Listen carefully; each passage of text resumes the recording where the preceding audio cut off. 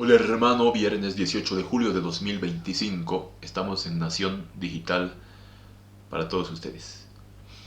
Me he traído del Paraguay o me han regalado un gran amigo este libro, esta joyita, entre expectativas y recelos, las relaciones del Paraguay y Bolivia después de la Guerra del Chaco, de el diplomático Ricardo Scavone Yegros, el embajador Scavone, que desempeñó funciones en Bolivia, además, hace varios años atrás, importante diplomático paraguayo. En la portada tenemos al general Alfredo Stroessner, presidente del Paraguay, dictador paraguayo que gobernó aquel país por más de 35 años, imagínate vos, más de 35 años. En una visita a Bolivia, pasando revista a una unidad militar, a un regimiento en Santa Cruz de la Sierra. Este lindo libro me da ocasión para hablar de algo muy importante y de aquellos mitos que le hacen daño a Bolivia y que tienen por lo menos el 90% de responsabilidad en la crisis de mierda en la que hoy nos encontramos. Mira, ayer el presidente de Bolivia de hace 10 años atrás, que gobernó el país como... ¿Cuántos años gobernó Evo Morales? Del 2006 al 16 son 10 y de ahí para el 19, 13 años, más o menos. Ayer decía el expresidente Evo Morales en un post de X,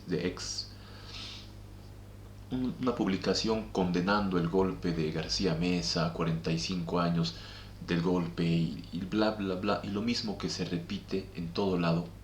Y te apuesto a que en ello coincide si tú le preguntas hoy a un candidato de derecha, liberal y libertario, antiizquierdista, antisurdos, antisocialistas, te va a decir lo mismo, papá. Te va a decir, ¿qué opina usted del golpe de García Mesa, del golpe de la dictadura militar que hoy recordamos 45 años en el país? Ah, no, es un golpe que se debe acabar, esos golpes fascistas, esos golpes, no te dirá fascistas tal vez, pero sí te va a decir fascistas, esos golpes, ese fue un golpe delincuente del narcodictador García Mesa que debió haberse podrido en la cárcel, debió haber dado cadena perpetua y bla bla bla. Y te va a decir lo mismo que te va a decir un zurdo de verdad, ¿no? Con lo cual, ambos son zurdos. Qué jodido es esto. Estos mitos le hacen mucho daño al país y, como hemos dicho al comienzo del programa, tienen por lo menos el 90% de responsabilidad de lo que hoy atraviesa Bolivia. Y no existe en el país un movimiento verdadero que derrumbe estos mitos, porque mientras no los derrumbemos no vamos a salir de la catástrofe en la que estamos. Lo he dicho muchas veces, hoy no existe un estadista, un cambio verdadero y radical entre todos los candidatos que vemos a hoy. No existe. No existe aquel estadista que vaya a derrumbar los mitos, que vaya a hacer un cambio original, autóctono, si se quiere, en Bolivia y para Bolivia, cholo si les da la gana, como quieran llamarle. Una especie de Saavedra, de Bautista Saavedra, un caudillo autóctono, pero en lo boliviano, no en lo, entre comillas, plurinacional, que le hizo tanto bien al país y que le puso en la delantera como potencia militar de Sudamérica, así reconocido por los propios jefes paraguayos de entonces de la preguerra del Chaco. Una potencia Bolivia. Hoy no existe eso, pero se trata por ende de las cosas se hacen por pasos. Y un paso importantísimo es primero, por ejemplo, cuando uno se está desangrando, lo primero que uno tiene que ir es y, por ejemplo, yo, en mi conocimiento rudimentario, iría y le pongo hielo. Si no hay nada a tu alcance, ¿qué vas a hacer? Hasta ponerle una inyección o algo para parar la hemorragia. Voy y le pongo hielo en la herida, digamos, no es muy grande, a mí me ha funcionado alguna vez, ¿no? Hielo para poco puede cohibir aquello y parar. Hoy necesitamos eso. Parar la hemorragia, que es el Estado plurinacional, o sea, el modelo sociocomunitario productivo, ese modelo económico con el cual Luis Arce aspiraba alguna vez a ser premio Nobel de Economía, parar eso. Por, porque Andrónico Rodríguez representa el mismo modelo, y ayer lo ha confesado el propio Arce Catacora al decir que va a jugar ahora un rol. O sea, ya se desentendió de la labor del presidente que no le ha dado, parece que no es lo suyo, entonces ahora dice que va a jugar un rol aglutinador de las fuerzas de izquierda del país. Y ahí seguramente va a tratar de unir lo que hemos dicho y advertido, ya se nos está dando la razón, lamentablemente. Lo mismo hemos dicho, revisen el periódico, yo di una conferencia un par de días antes de que se presente la famosa demanda a la Haya. Yo dije, no presenten eso así, no hagan esto porque va a pasar esto. E hicieron lo que dije que no debían hacer y pasó lo que dije que iba a pasar. Y escribí un libro producto de eso, donde hablo de aquello demás.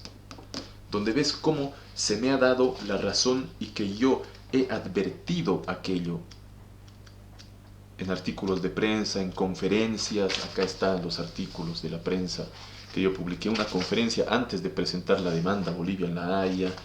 Incluso remití una nota al ministro de Relaciones Exteriores, David Choquehuanca Céspedes, hoy vicepresidente del Estado, el año 2013, recibido, acá está, 2013, el año que se presentó la solicitud a la Corte. Advertía y propuse que se debía hacer esto y esto, no me dieron bola y al final pasó exactamente lo que dije que iba a pasar. Este libro, que lo publiqué con el título de Del Loa al Paposo, nuestra cuestión con Chile, lo he aumentado unas 150 páginas y esta es la última edición, la cuarta, donde además de mostrar la cuestión del Pacífico y por qué se tuvo un resultado negativo en La Haya, porque Bolivia renunció en realidad y cómo renunció mediante una ley de la Asamblea Legislativa Plurinacional a hacer valer tratados que de verdad valían, sí, aunque no lo creas.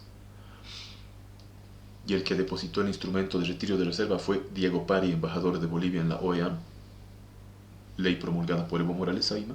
Todo está acá, revelaciones increíbles y secretos de los 200 años de Bolivia. Además es hoy una historia no conocida de Bolivia, por eso titula ahora Historia secreta de Bolivia y de la Guerra del Pacífico, porque eso además ahora en esta edición aumentada que está disponible, que ya hay pocos ejemplares, exactamente deben haber unos 65 ejemplares de los 1000 que habían. Sí señor, agradezco a todos por la buena acogida que ha tenido nuestro libro, que incluso se lo ha llevado hasta el Paraguay. Además es ahora una historia no conocida de Bolivia desde antes de la fundación de la República, pero que abarca incluso desde antes de los incas hasta la actualidad, hasta la retirada del Silala, que la narramos de manera dura, pero real, de lo que pasó y de lo que puede pasar en esta cuestión del Silala y de otras cosas, del agua.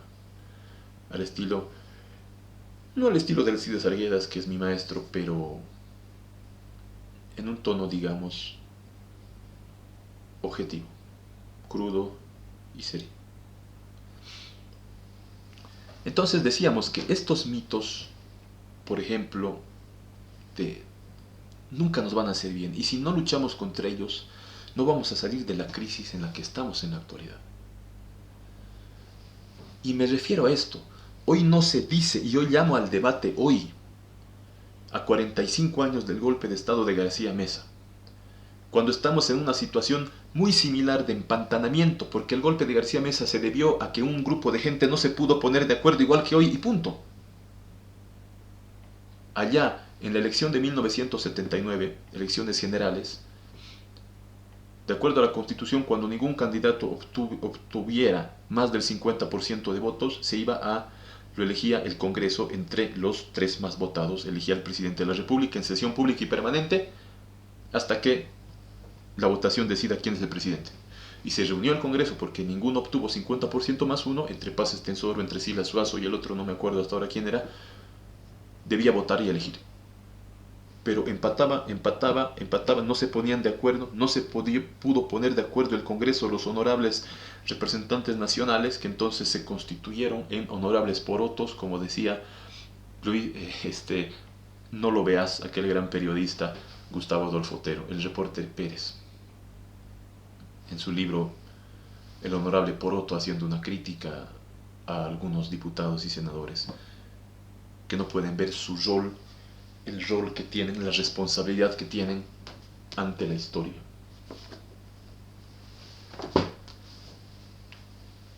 No se pudieron poner de acuerdo, y ante su falta de acuerdo, incurrieron en una arbitrariedad de poner como presidente al presidente de ellos, al presidente del Senado, Walter Guevara Arce. Se trataba de elegir a los candidatos por los cuales la gente había votado en la elección general, no de poner entre ellos a un presidente que la Constitución no establecía en ningún momento. Eso fue lo que ocasionó luego el golpe primero de Natush Bush, que dijo que era en defensa del Congreso, de la institucionalidad del Congreso. Lo dijo su portavoz, el escritor también, José Feldman Velarde, y dirigente de la Revolución del 52, principal dirigente. Duró poco, 14 días de gobierno el de Natush, renunció, y en vez de elegir de una vez al candidato de entre los que habían sido más votados por la población boliviana, eligió ya también y puso de presidenta a la presidenta de la Cámara de Diputados, que ni siquiera era candidata, Lidia Gayler Tejada.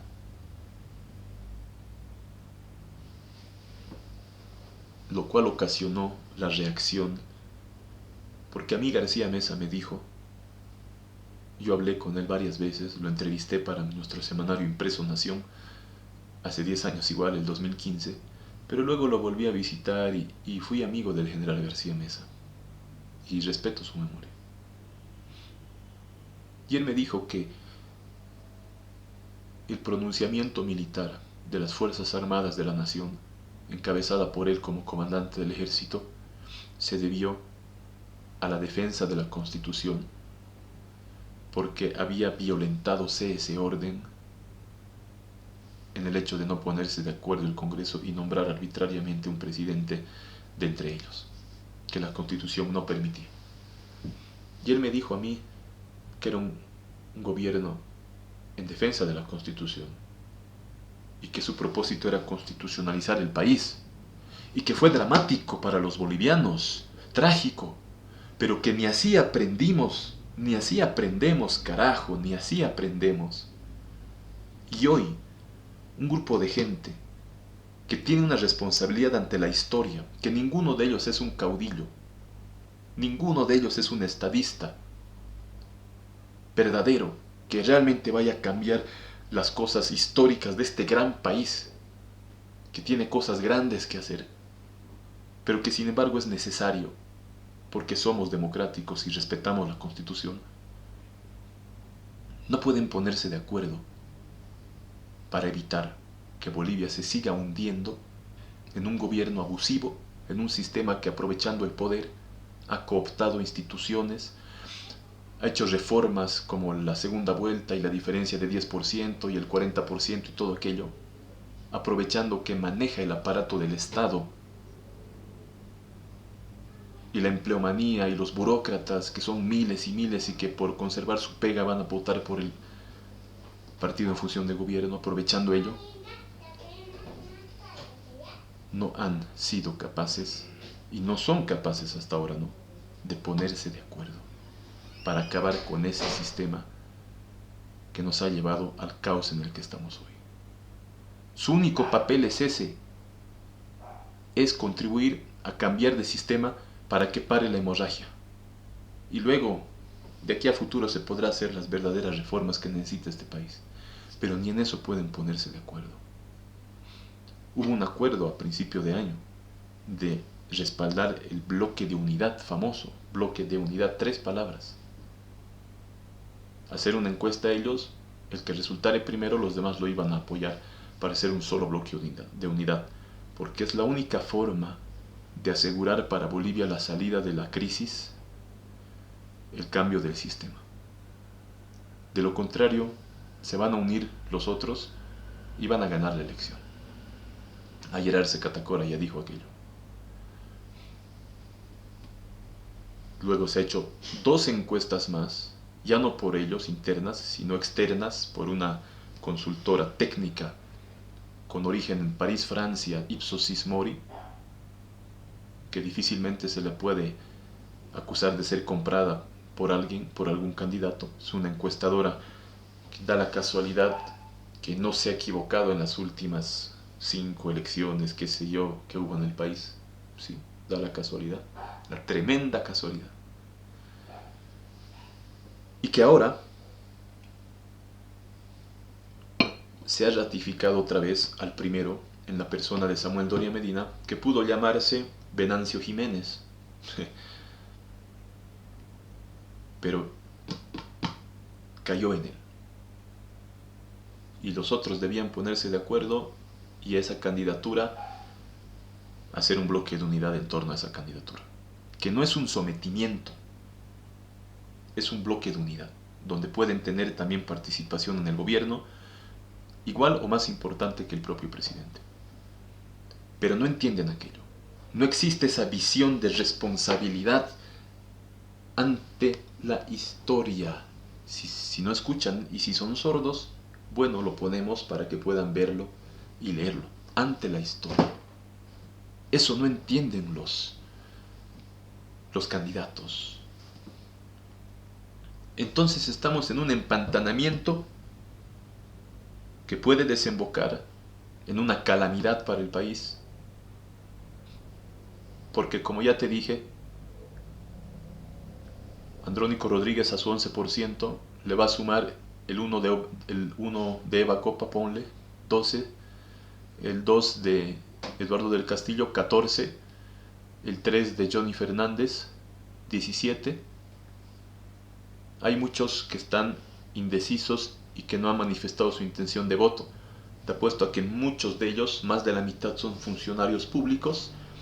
Y como Arce Catacora ya ha dicho que va a aglutinar esta unidad, ya saben que el votar por esa unidad les va a asegurar continuar su pega, con lo cual tenemos 1 millón más de votos por lo menos, unos por lo menos 20% más, y Andrónico aparece con el 35%. No llega al 40%, pero sí lleva una segunda vuelta en la cual se ratificaría como presidente del Estado Plurinacional de Bolivia, que en realidad para nosotros sigue siendo y va a ser República de Bolivia. Seguimos. Suscríbete a La Nación Digital. Suscribirse dice acá.